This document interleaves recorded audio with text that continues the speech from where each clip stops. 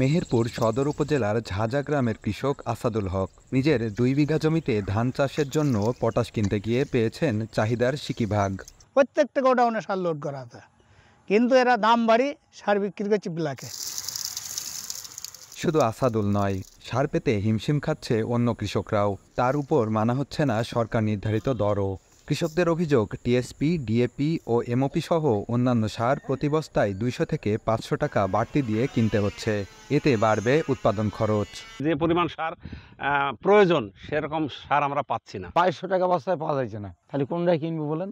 আগে নিতাম 700 টাকায় আমার সার হতো, সে সারটা এখন আপনার 1350 টাকা লাগে। চাহিদার তুলনায় বরাদ্দ কম থাকায় সারের সংকট দেখা দিয়েছে বলে দাবি ডিলারদের। কিছু কিছু সার ব্যবসায়িক আছে, তারা বেশি টাকা দিয়ে কিনে নিয়ে আসে, বেশি টাকা দিয়ে বেচে। 50%ও আমরা পাইনি, 50% তারও কম পাই, যার জন্য আমরা পূরণ করতে পারি। আর আমরা আমাদের যেটা এনে দেবে আমরা সেটা বিতরণ করি। তবে কৃষি বিভাগ বলছে সারের পর্যাপ্ত মজুদ রয়েছে। কৃষকদের অভিযোগের প্রেক্ষিতে ব্যবস্থা নেওয়ার আশ্বাস দিলেন এই কর্মকর্তা। অভিযোগ করে অবশ্যই উপজেলা প্রশাসন আছে, জেলা প্রশাসন, তাদের মাধ্যমে মোবাইল কোড করে শাস্তি জানা হবে। কৃষি বিভাগের তথ্যমতে মেহেরপুরে এবার টিএসপি ও ডিএপি সারের চাহিদা ধরা হয়েছে 31,660 মেট্রিক টন।